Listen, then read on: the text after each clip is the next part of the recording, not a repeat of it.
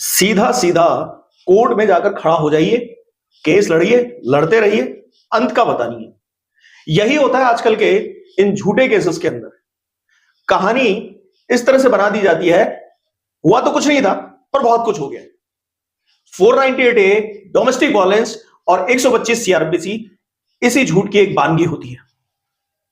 आज तो मजे की बात यह है कि पुलिस आपके ऊपर केस लगा रही होती है, पर यह ध्यान नहीं रखती कि टेक्निकली उसने पार्टी बना दिया आपकी पत्नी और उसके घर वालों को भी।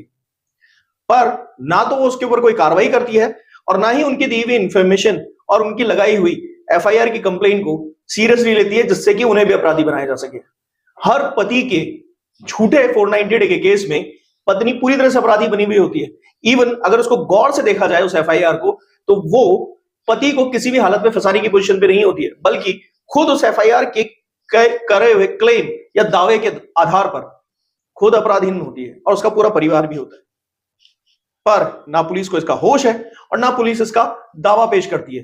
बस लीपा पोती, घसीटा पसीटा कुछ भी करा, 162 के अपनी तरफ से बयान लिख दिए, पति की तरफ से स्वीकृति भी डाल दी बिना हस्ताक्षरित, और हस्ताक्षर कभी कभी खाली पेपर पे करा के डाल देते हैं, जबकि 162 खुद कहता है कि पति के द्वारा हस्ताक्षर नहीं किया जाएगा।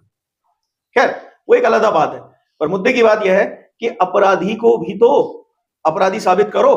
अपराधी खुद मान रहा है, कैसे, ये आज के वीडियो में देखेंगे।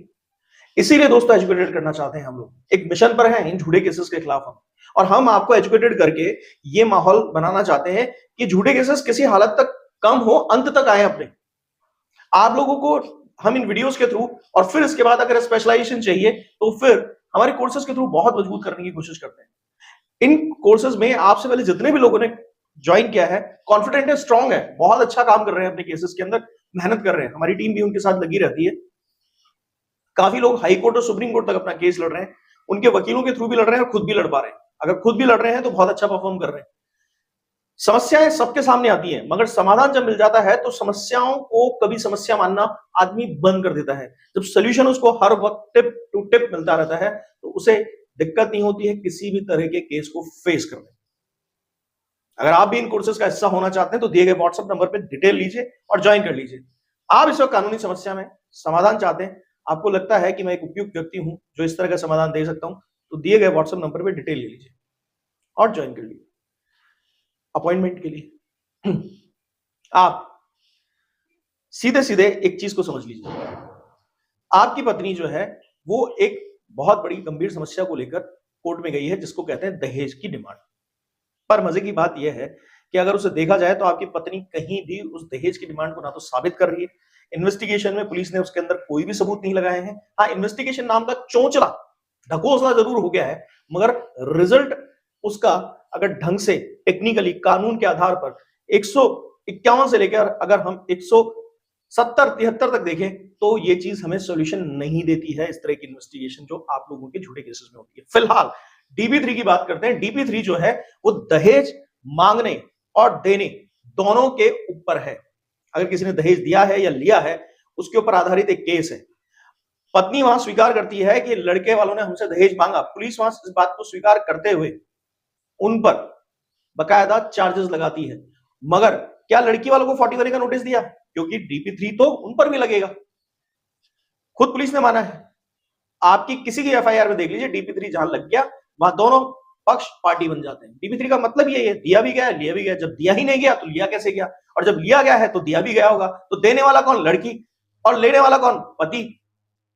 तो दोनों को नोटिस दिया जाता है। देना लेना दोनों अपराध है, बल्कि देने वाले की सजा ज्यादा है, 2 साल ज्यादा है, और जुर्माना भी 100% दहेज के बराबर की रकम का देने वाले को, यानी लड़की वालों। अब नोटिस नहीं दिया, नोटिस नहीं दिया और पुलिस बकायदा उसके अंदर बाकी सारे काम करके और उनको बकायदा सम्मन किए बगैर ही आपको सम्मन देकर बुलाकर उनके पक्ष में सारे बयान करवा के और आपके खिलाफ केस चालू कर देती है। इस आधार पे क्या केस क्वैश किया जा सकता है? जी हाँ, एफआईआर के स्तर पे ही किया जा सकता है। मुकदमा लड़ रहे हो तब भी आप एफआईआर को जाके चैलेंज कर सकते हैं सेपरेटली। क्यों? क्योंकि वहां पत्नी अक्सर मान लेती है कि दहेज दिया गया था। गिफ्ट को भी दहेज बता देते हैं। गिफ्ट तो बल्कि डॉरी प्रोविजन एक्ट के अनुसार किसी भी हालत में दहेज नहीं मांगे जाएंगे। डॉरी की परिभाषा अलग है, गिफ्ट की परिभाषा अलग है, शादी के एक्सपेंसेस की परिभाषा अलग है, और शादी और गिफ्ट को किसी भी हालत में डॉरी में शामिल नहीं किया जाता डॉरी प्रोविजन एक्ट के हिसाब से। जो शादी में हुआ खर्चा है और गिफ्ट को कभी दहेज नहीं माना जाता। दहेज के लिए तो बिल्कुल सेपरेट परिभाषा है। डिमांड के बाद दिया गया कोई भी सामान ही दहेज होगा। अब यहां डिमांड तो वो दिखा नहीं पाती है, इस आधार पर 490 डे भी नहीं बनता है। अब मैं जो ढंग की बात समझा रहा हूं वो समझ लीजिए। क्वैश कैसे होगा? इसी आधार पे होगा। पहली बात तो पत्नी को नोटिस नहीं दिया गया, पत्नी के बयान नहीं लिए गए, क्योंकि अपराधी वो भी है, क्योंकि पुलिस ने माना है कि DP3 बनता है। क्योंकि अक्सर देखेंगे DP3 4 लिखा हुआ आता है, या DP3 भी लिख देते हैं कई बार। बहुत मुश्किल ही होता है कि DP4 लिखा जाता है, वरना DP3/4 यही लिखा हुआ था 90% FIRs के। तो इसका मतलब पत्नी पार्टी है उसके अंदर, और उसे सम्मन किया जाना चाहिए था। उसे 41 के नोटिस के द्वारा बुलाकर बकायदा उसके भी बयान लिए जाने चाहिए थे कि आपने दहेज कब दिया, किसको दिया, कहां दिया। ये सब नहीं है तो फिर पुलिस पे भी एक मुकदमा अलग से चलाइए कि पुलिस ने इस तरह की जांच में गलती कैसे कर दी। जो पार्टी थी उसको बकायदा FIR करने के बावजूद भी क्यों क्वेश्चन नहीं किया गया? क्योंकि उसने खुद ने स्वीकार किया है कि वह दहेज की भागीदार नहीं है, क्योंकि आपने उसी आधार पर DP3 लगाया है।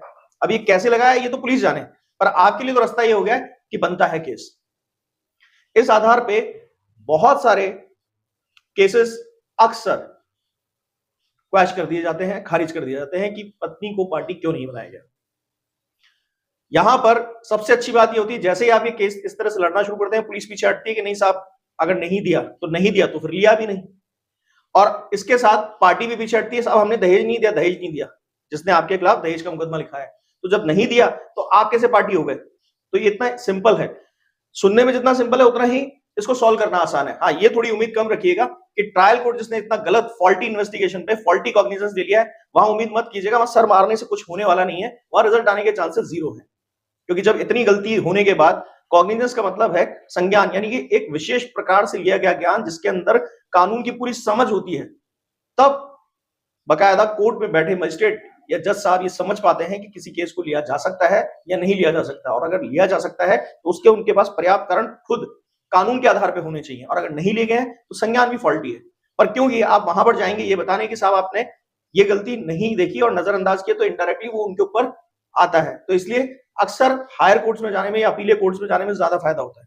तो मेरी राय यही है, क्वैश कराइए, पुलिस पर केस लगाइए, 156(3) में पत्नी के खिलाफ भी मुकदमा दर्ज कराइए DP3 का, कि इन्होंने, पुलिस ने अब ये तफ्तीश में माना है कि पार्टी पत्नी भी है। केस सॉल्व, 3 मुकदमे काउंटर केस के रूप में मिल गए। वीडियो अच्छा लगा लाइक कीजिएगा, शेयर कीजिएगा, सब्सक्राइब कीजिएगा, और जाते जाते कमेंट सेक्शन में बताइएगा कितना जल्दी अपनी पत्नी को पार्टी बनाने वाले हैं आप काउंटर केस में। Thank you.